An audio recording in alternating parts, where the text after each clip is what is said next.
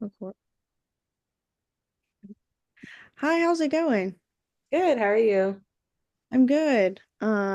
So I know we talked about doing EMDR, but first, um, we have to do like a few little steps before we actually get into the bilateral stimulation part. Okay. So EMDR does 8 phases. So that means the first one, we're just going to discuss your history and then kind of come up with a treatment plan.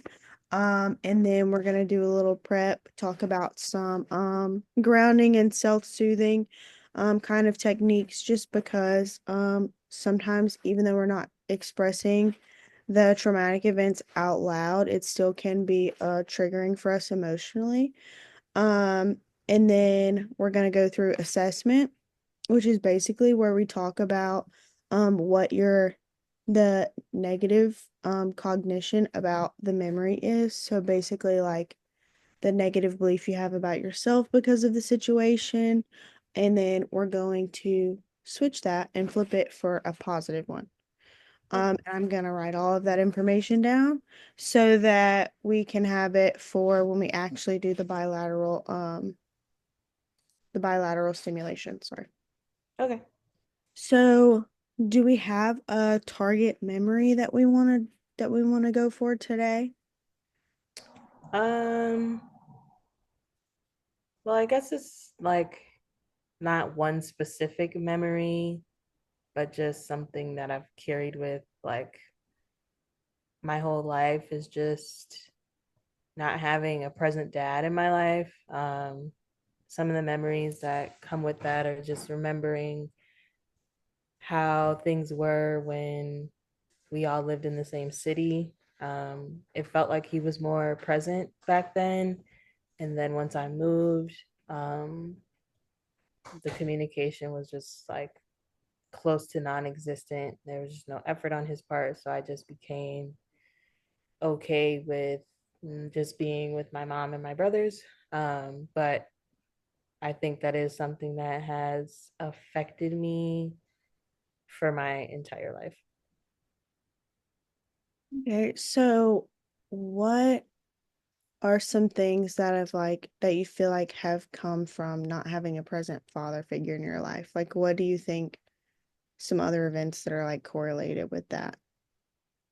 Um, I would say definitely throughout college, I felt like a diminished sense of self-worth.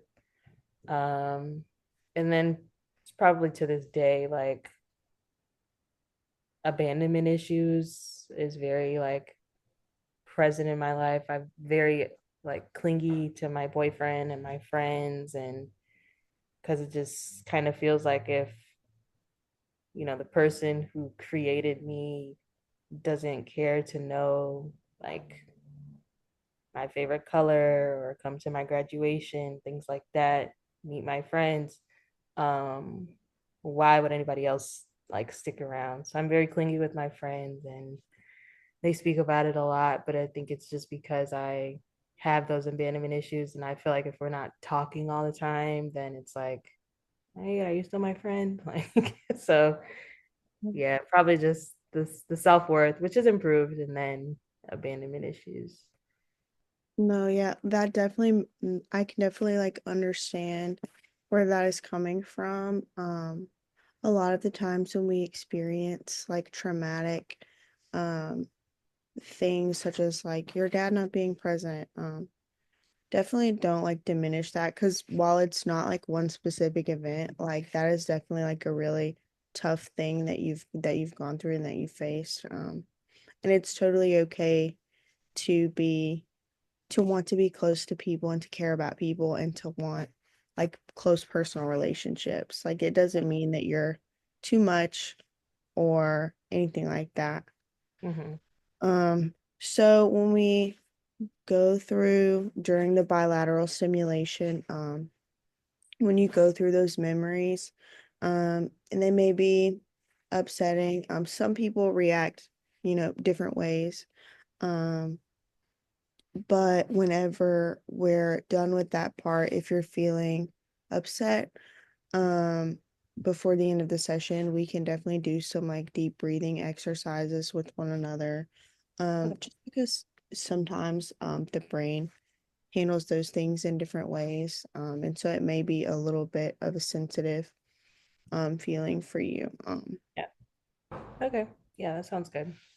Cool. So what are some negative emotions you think have come with your target, your dad not being president? What are some negative emotions that have come with that? Um, Off the top of my head, I was aside from the abandonment issues, I would say just a deep,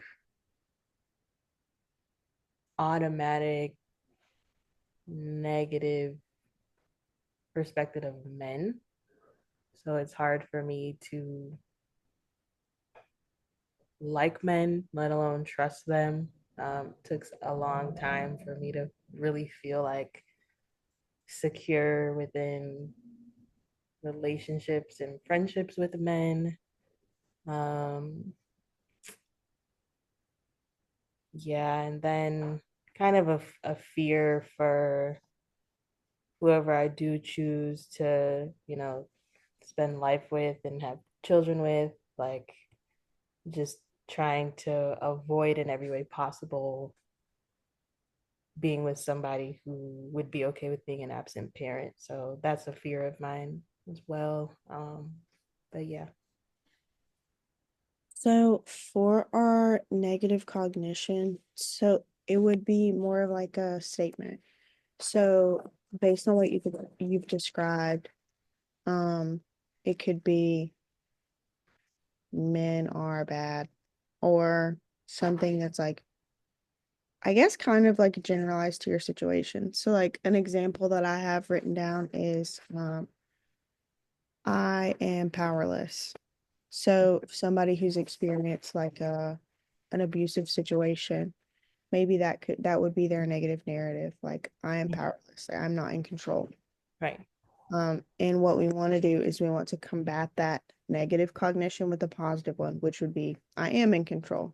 So when Right. we're doing the bilateral simulation like this, we're Mhm. thinking about that event and it starts off as, you know, thinking about the event with that negative cognition in mind. And then as we continue to go into the positive, like I am in control or um whatever you want yours to be. So can you think of like a more, I don't know how to explain, like a statement kind of similar to that for your situation? Yeah. Um, a positive statement. A negative one first. Okay. Okay. Um, And it doesn't matter if it sounds bad. If you want to say all men are evil, like that's fine. okay. That can Um, be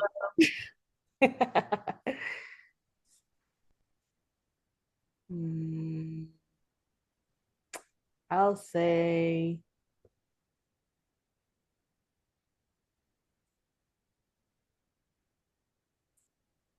nobody loves me but my mom. okay. And while I can assure you that that is not a true statement, um, I appreciate like your honesty about the situation. Um, so for our positive, maybe we could say, I have lots of people who love me. Mhm. I have friends that love me. Something like that. Okay. Yeah. Um, and then we can even do, I mean, it depends on like how many things specifically like you want to target because um there are several different emotions that I'm like hearing you describe, like, the abandonment, like a negative cognition from that could be um everyone leaves. Right. Yeah. And then for a positive, we could say, you know, um people have stayed in my life, Mhm. I have good people in my life. And that because from what like we've talked about, I feel like you do have like a good support system of like friends and family. Yeah. Um, Cool. So, Left weren't meant to stay. I'm sorry. The people who left weren't meant to stay. That's a great one. I love that. Yeah. And so, how do we feel? Um, oh, so how true do we feel like the positive cognition? So you're like what you just said, the people who left weren't meant to stay. I Mhm. have good people in my life. How true does that feel to you on a scale of 0 to 7? Uh, I would say 7 being the truest. Yeah. I would say 5, just because I know it's not really a rational thought. It's just when I get in that like funk, I just think about everybody who has left and I don't think about the people who are still here. So I just know it's not, it's an irrational feeling, not really logical. Right. It's so easy to fall into like negative emotions surrounding like traumatic experience. Like even if in our mind we know like the facts of a situation, like our Yeah. body can be feeling another way about it. Like you could tell yourself, I have lots of friends, but if you're feeling like everyone's gonna leave, that can leave you with like an internal sense of like distress. Like your Right. brain is sending those like stress signals throughout your body. Yeah. Um, and when I said 0 to 7, I know that sounds like kind of funny, but it's like a specific scale that we use. It's Yeah. called, yeah. Um, Gotcha. so when thinking about your negative emotion, um, what would be your distress level thinking about the situation, like on a scale of 0 to 10, 10 being the worst? Um, it's not something I think about all the time. So I would say probably when I am feeling it, which is not, like I said, all the time.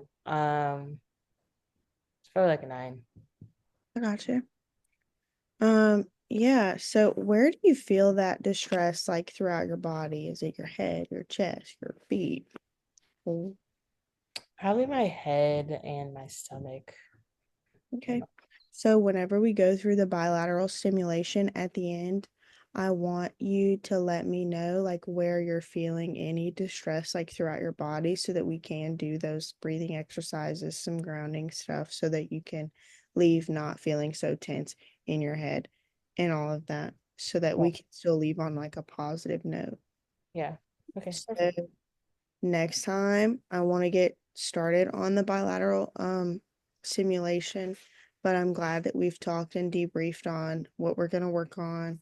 And then after the next session, I can gauge whether or not we want to do another one and we'll just see where we're at from there. Okay?